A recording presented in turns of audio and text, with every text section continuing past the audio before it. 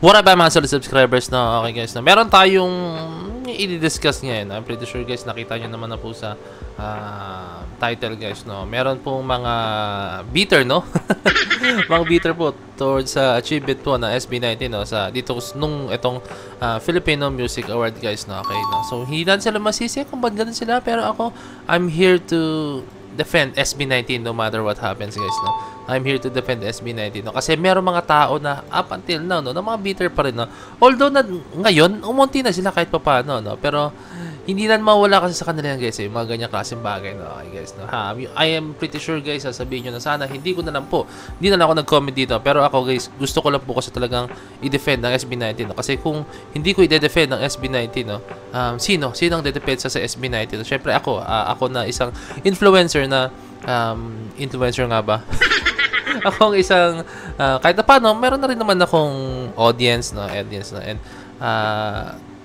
tayo na rin yung tumulong sa SB19 no para i-defend sila no. Hindi dahil i-defend sila dahil wala lang for clout or what, pero for me I'm a very big fan of SB19 guys no. Sobrang fan ako ng SB19 no. Since day one, go updates. Alam niyo na, kahit i-search niyo po sa aking YouTube guys no. Tingnan niyo kung anong taon ako nagsimulang maging YouTube reactor ba, or nagre-react sa mga videos or nanonood ng mga videos ng SB19 or sa P-pop guys na panoorin niyo kung kailan ako nagsimulang manood sa SB19, and doon niyo doon para matigil yung sinasabi niyo, hindi, ano lang yan, sumikat SB19 kaya biglang naging fan yan. Ay nako, panoorin niyo, search niya lang SB19 Point of Heads year 2021 after 2020, mga ganun guys. So say na guys, tara, let's go. Okay guys no, recap muna tayo no, just a short recap no. Okay guys, hindi para sa akin tong photo na to no, nakita lang po ito sa Facebook guys no, and comment ko lang I think sa baba or sa details no, description sa baba kung kanino ko po nakuha ito no. So ito guys, recap lang tayo ng mga awards na napanalunan ng SB19 no. So una-una sa lahat no, ito una-una Artist of the Year SB19 no. Okay, and then pangalawa ito, nakikita nyo rito, Tour of the Year, simula at wakas. Okay, Tour of the Year, simula at wakas. And Concert of the Year, yan, simula at wakas, World Tour. Okay, no? Next is Pop Song of the Year. Yan, ano to? Dungka, Pop Song of the Year. Dungka ba SB19, no? Correct me if I'm wrong kung Dungka, hindi ko mabase, pero parang Dungka ata to. Correct me if I'm wrong na lang. People's Choice Song, Dungka. People's Choice Artist, SB19, no? So, una sa lahat, guys, no? Basahin mo na itong sinabi dito no, yan. Okay, there's a lot of bitterness going around SB19 winning yan Artist of the Year instead of COJ no. Okay no, I get it. COJ are great artists too. Yan, Cup of Joe guys COJ stands for Cup of Joe guys no. Okay, and they've got amazing music, but what some people fail to understand is that these awards have criteria to meet. Tandaan nyo guys, meron silang criteria na. Basahin ko muna, mamaya ako nidi-discuss isa-isa na. Okay.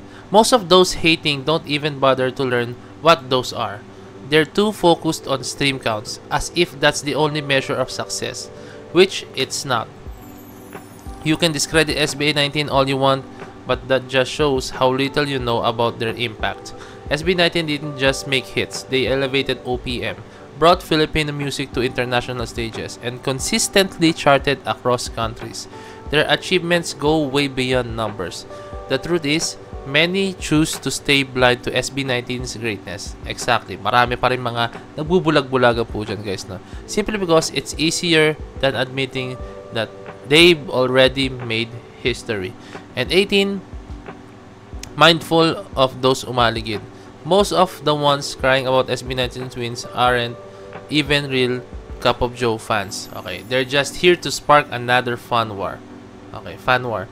Don't give them the attention they're begging for. Ignore, block, move on. Let's celebrate on our wins and not let anyone ruin the joy we have. No, una-una sa lahat guys, I think i-search natin ano ba ang criteria guys no. As a whole na lang guys no ng Filipino Music Awards no. Okay guys no, nakapag-search tayo guys no. Syempre sa tulong ni kaibigang Google, si parang Google guys no. Okay guys, ito po no, let's see, ano ba to, wait lang. Okay, ito po, Filipino Music Awards no. The FMA uses, what's that? tiered system What's that? Ano pronunciation niya? Search mo natin, baka pahiya tayo. Okay guys, no, ang pronunciation pala niya is tiered, no? I'm very very sorry. Bago sa akin yung word. Ewan ko sa inyo, baka sa inyo, no? So, ayan, ibig sabihin nun guys, no? Having a series of rows or level placed one above another, no? Okay. Ibig sabihin nun guys, no? Series of rows or level placed one above another, no? Ano siya? Kumbaga, parang pagkakasunod-sunod siya guys, no? Ano siya guys, no? Kumbaga sa awards night guys, no? Yan, tumutukoy siya sa paghahati-hati ng mga parangal guys. Sa kategorya, kumbaga per category siya guys, no? Kumbaga from top to bottom. Syempre, alam niyo man pinaka-huling ano, no? Pinaka-huling awards na which is napanalunan ng Cup of Joe, which is yun yung parang pinaka-major award yata. Although maraming major awards, no? Pero yun yung parang pinaka-peak po talaga, no? So, pagkakasunod siya, no? In ascending level, no? Okay, balik tayo dun sa kanina guys, no? Okay, alam natin yung basa doon guys, ha? Let's go. System 4 is different award categories, no? Okay, jury deliberation. Most winners, particularly for the genre and grand awards, are determined by a jury of OPM icons and industry veterans, guys. Tapos ang laban. Tapos, nako, ipabasa natin to sa mga kamote. Sa mga nagsasabi na tayo lang SB19 guys sa fan voting. Pabasa kayo na to sa kanila, mga bad trip to mga to, no? So, nakabasa nyo, no? Mga nagdetermine yan guys is OPM icons, mga industry veterans. Sinabi ko nga sa inyo sa Filipino Music Awards guys, marami akong nakita guys ng mga veterano, mga OPM legends guys, no. So talaga nire-recognize nila ang SB19 guys, no? 'Di ba?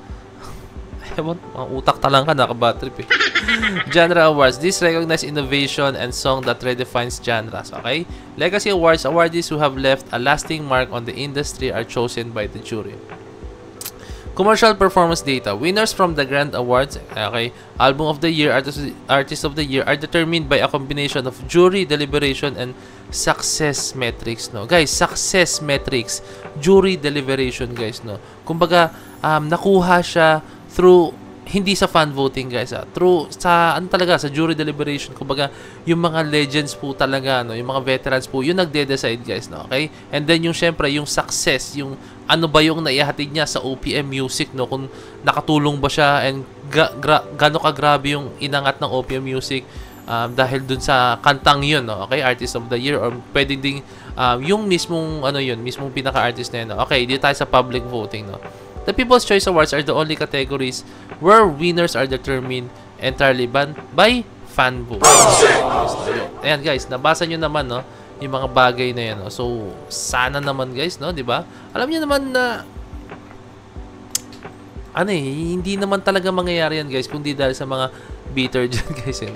So yun, sinabi ko sa inyo kanina guys, no, yung mga most of the awards na napanalunan ng SB19, Papa Song of the Year, Concert of the Year, Tour of the Year guys, no, Artist of the Year, okay, lahat yan guys, no,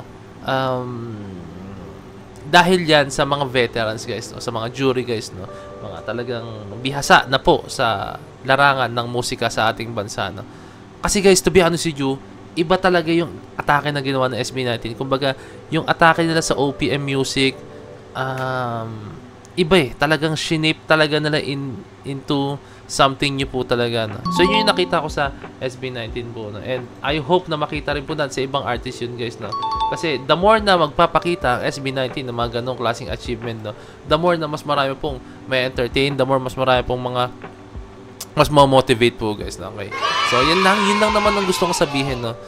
Gusto ko lang i-discuss to kasi nakaka-trigger po talaga siya guys, nakaka-bad trip at the same time. So, ayan sa mga ano dyan, I hope na i-share nyo tong video na to, no? Para malaman po nila yung mga bagay na hindi alam ng mga kamote dyan, no? Fan voting daw. Ewan ko sa inyo. Kaya lang guys, maraming salamat sa na itong video, no? I hope na naging informative ako sa inyo, no? Kung nagustuhan nyo itong video to, kindly leave a like, subscribe, and kindly ring the notification bell para alam nyo po pag ako nag-release ng bagong video, no? So yun lang, maraming salamat. So this is Point signing out. Peace. Last year.